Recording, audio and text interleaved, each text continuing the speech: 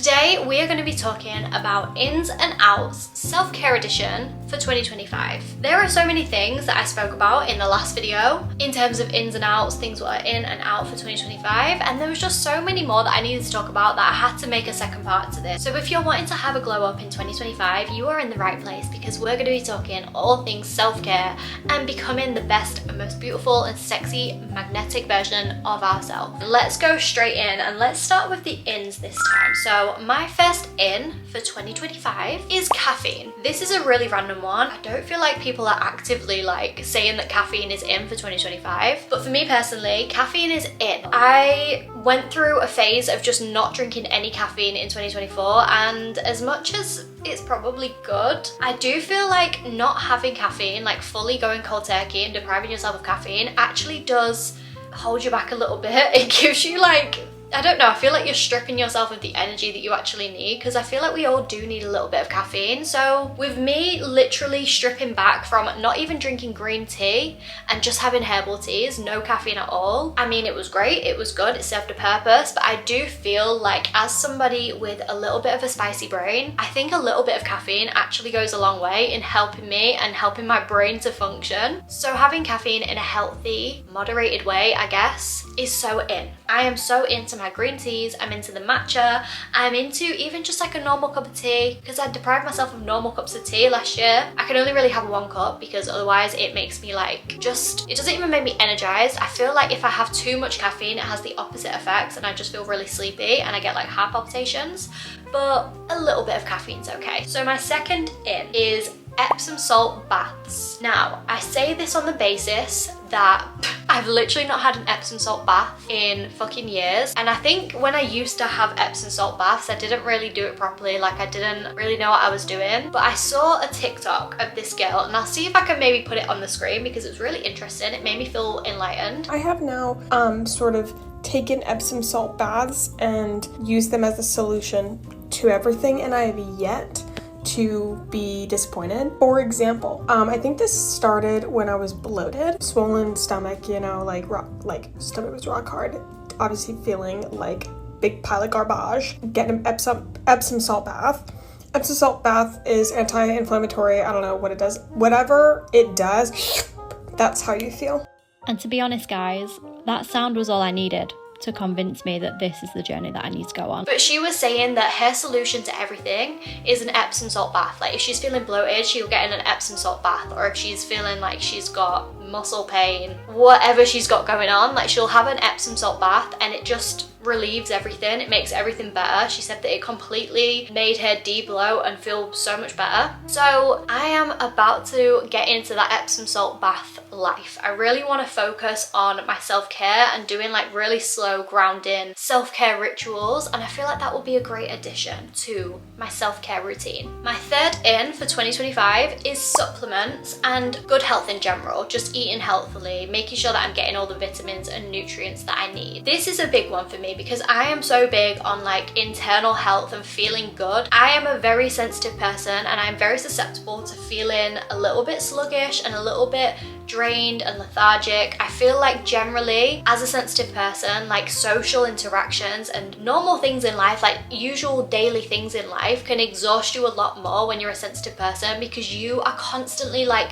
it's like you're switched on 100% all the time. Like you are reading so much from each situation, you're feeling so many different things that naturally you do get a bit worn out and a bit deflated and exhausted just from living day-to-day life. So for me, having a good diet and eating really well, not for losing weight or anything like that, but literally just to feel good and give myself the most energy and the best shot that I can have to start a day, is so important for me, and it should be very important for you if you are a sensitive person as well. So I don't want to go overboard on the supplements, but I do really want to work on balancing my hormones, because I think this year I've kind of struggled with a bit of like hormonal imbalance. I've had a bit of acne flare up. It's not as bad now, but the past few months my acne has been fucking horrendous, like really itchy, really irritated, really painful, like cystic acne, and I've not had that in so many years. So I really want to get back to having a really healthy gut and being healthy from the inside out. So I really want to start taking sea moss, because I've seen a lot of people talking about sea moss and apparently it's really good for balancing out your hormones. I also want to continue to take, I have like collagen gummies that I take every day. I got those in Thailand, so they're actually really delicious, so good. But collagen gummies, I want to continue to take vitamin D. I want to start taking magnesium, but I feel like I'll get a little bit of magnesium from the Epsom salt baths. I don't know how that works. I don't know if it absorbs through your skin, but I am all about that life. The only reason I stopped taking magnesium actually is because I used to take it on an empty stomach and it made me feel so nauseous, like so nauseous. But I also want to take apple cider vinegar. I want to take that so seriously because that really helps with balancing out my blood sugar levels, and I did do that quite a bit last year and it does help, but I just forget. So I really want to get quite vigilant with that. What else do I want to take? Oh, I was also really interested in taking bee pollen because I've heard that it can really help grow the girls, but I'm a little bit I'm a little bit skeptical to do that because I do actually have hay fever. So like, if you can let me know down below if that is going to make me like an allergic mess, taking bee pollen when I've got hay fever. I've read that it can either make hay fever really good, it can make it better, or it can make it worse. I've not really had a solid answer, so if you have any personal experience on taking bee pollen if you've got hay fever, let me know in the comments. I know that's a little bit niche, but what else did I want to take? I can't really think off the top of my head right now what other supplements I want to take, but maybe I'll just start there and see how I go. I just really want to make sure that I'm getting all the nutrients that my body needs.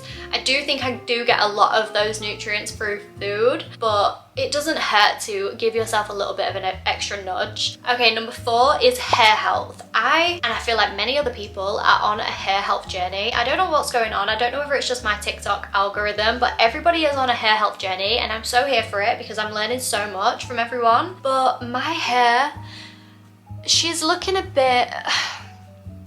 little bit crazy. She's not like really damaged. She's not too bad considering I do bleach my hair, but I just want my hair to be healthy. And I also think that I'm over the long hair. Like I think I want to have short hair again. It doesn't look very long here, but it is actually pretty long. Like I have got it in a braid and it comes past like below my boob. I don't think I'm about that life. I'm too like overstimulated by things to have long hair. Like, oh my god guys, I wore a hoodie, right, and I had my hair down, I had makeup on, I had these fucking earrings, and then I had a coat on top.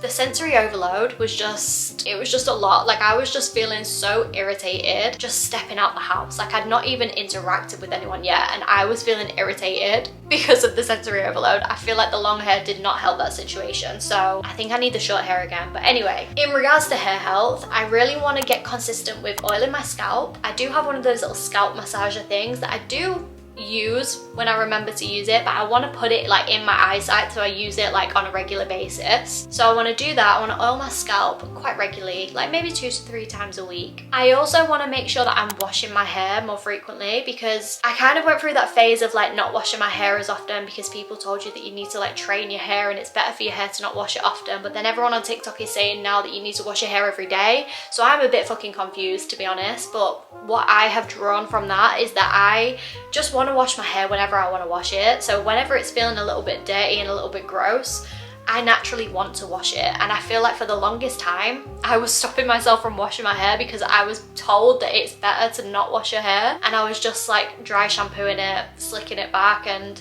I don't think that was the best for my hair. Oh, silk, like sleeping caps, silk pillowcases, making sure that I'm just doing everything that I can to protect my hair. I also want to start doing sock curls because I did that once and it turned out really well, but I don't know about any of you guys, right? When you do sock curls, right, you have to put it in between your teeth and then you like hold the sock up and you wrap it round. But does that not make anyone want to die? Because oh my fucking god, like I can literally, it's making me cringe now. I want to turn myself inside out, but the feeling of the sock between my teeth, it's just not the one. It's not the vibe. I don't like it. I don't know if anyone else can relate, but I guess pain is beauty. No, beauty is pain. I just need to do what I need to do, but oh my god, like, ugh, it literally makes me feel fucking sick. Okay, the 5th self-care in is making time for slow feminine energy rituals and routines. So when I say that, I mean like actually dedicating time to take your time doing self-care things. So taking your time washing your hair and doing your everything shower, and really like taking your time moisturizing your body and just doing things with intention and doing things with love and care, rather than just like rushing through everything and like slapping on your moisturizer and shaving really quickly and like cutting your legs and things like that. No, I don't want to do that going forward. Like, I really want to enjoy the process of being in my feminine energy and having that time to just like ground myself and balance out my nervous system a little bit. I don't know why we rush through these things, like, to be honest, because as busy people, like, we have busy lives. Surely that's a time that we want to embrace, and we want to embrace like doing nothing. But I'm not very good at like sitting still.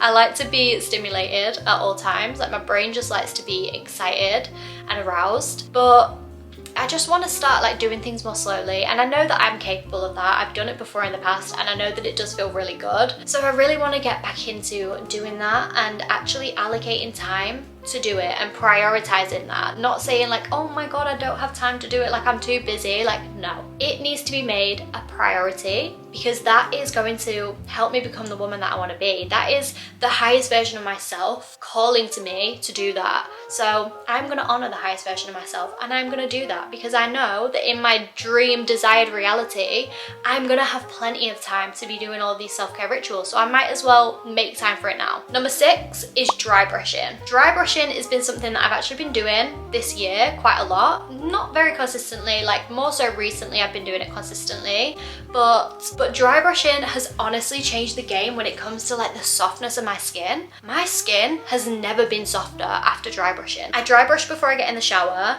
then I go in the shower, I wash myself with soap and exfoliating gloves. I really get in there, get under the pits, get everywhere, exfoliate, make sure I'm getting no ingrown hairs anywhere, and then I go in with the African net sponge, the Dove moisturizing shower gel, clean my whole body, whatever, shave, do whatever I need to do, come out, moisturize, okay? Then I will spray a little bit of perfume, and then I will put on a body oil to like really lock in everything, lock in the scent, the fragrance, everything like that. And my skin has never been softer. Like, my skin is thriving and glowing and amazing. So yeah, I know that's not all down to the dry brushing, but if I skip the dry brushing step, my skin isn't as soft. Like, I feel like something is missing. Dry brushing is very important, and also dry brushing I think is good for like lymphatic drainage, and I think it's just good in general. So yeah, that is something that I highly recommend for you guys to get on if you want to glow up in 2025 physically and have the softest, butteriest, smoothest skin ever. Number 7 is electrolytes. Electrolytes are so in. Hydration is in 100% in 2025. We need to be hydrated. And I say this because when I went to Thailand,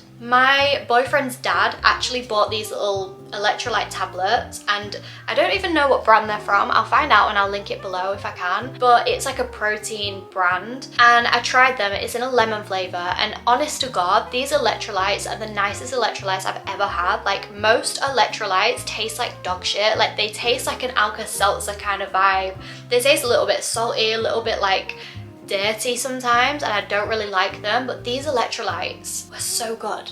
And the way that I had, like, when we were traveling, we would have an electrolyte. We would just literally put a tablet in a bottle of water, like a 500ml bottle of water, and I would have that, and then I was drinking water throughout the day, and the way that I had so much more energy was just unreal. So now I'm obsessed with electrolytes, and that is a definite in for 2025. My next in is washing your face with a muslin cloth. This is something that I forget about quite often, and when I forget about it, I'll always think like, why is my skin just like so dull and textured and not feeling great? Like, why am I getting spots? Why am I getting acne? Why is my makeup not looking nice? And it's probably because I've completely forgotten that muslin cloths exist. Whenever I use a muslin cloth to wash my face consistently, the difference it makes is unreal. Like, my makeup goes on so much smoother. It doesn't allow for like build up on top of your skin, and I feel like my skin is a lot clearer because there is no build up, and I'm not just letting like skin cells sit on skin cells and then get blocked and do whatever, causing acne. It just makes the world of a difference, and obviously it makes your skin cleaner. I feel like your skin needs that little bit of like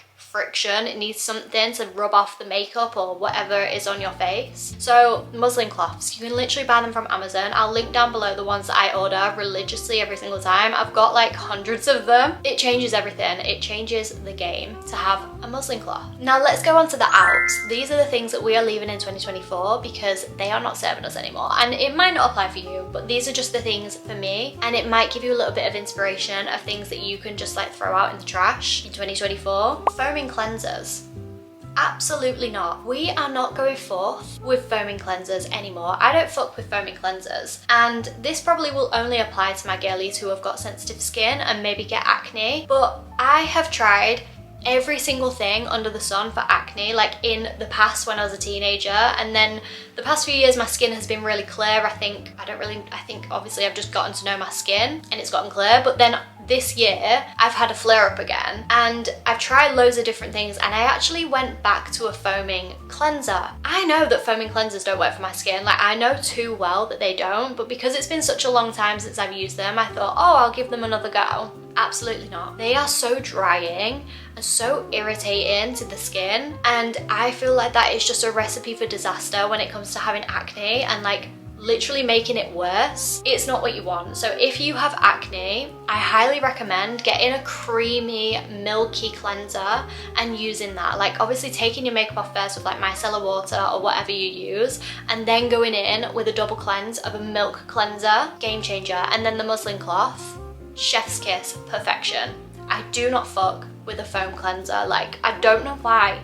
Why did I do it to myself? I spent so much money as well on this skincare from Thailand because they were like, oh, you have acne. And I was like, thank you. It's such a humbling experience being in Asia and having acne or like having any kind of like undesirable feature, because they will tell you straight up and it's like, okay, thank you. I spent so much money on this fucking foaming cleanser because they told me that I have acne, even though I knew I had acne, but it really just like pulled a cord, and I got it and I used it and never again. The second thing that is out is using active ingredients on acne skin.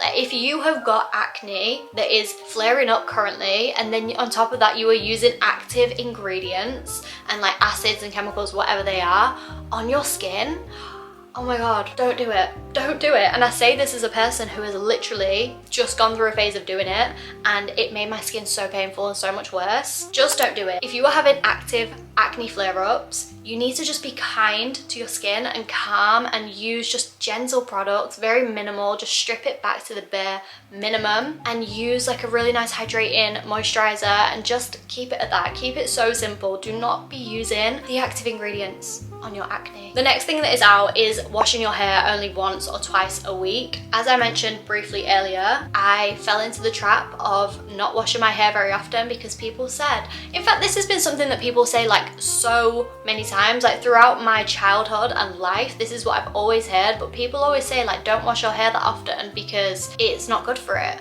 So I didn't, and this was something that I actively did on this hair health journey that I was on last year, and it just felt gross. It felt icky and disgusting, and now people are validating me and saying like, yeah, you can wash your hair every day and you should do that because it's actually good for your scalp to not allow build up on it.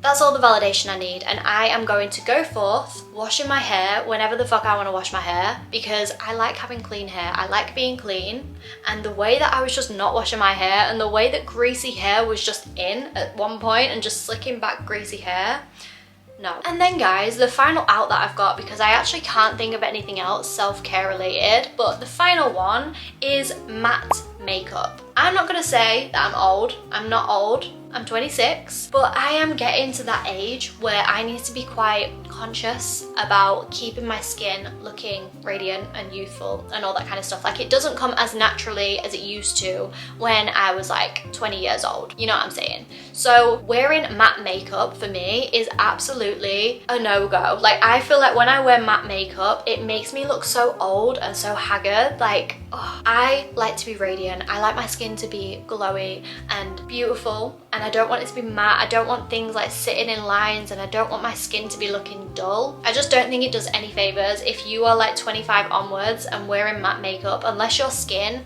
is absolutely like porcelain, beautiful, smooth, amazing. I don't think it does any justice. Like I'm just not a fan of the matte makeup.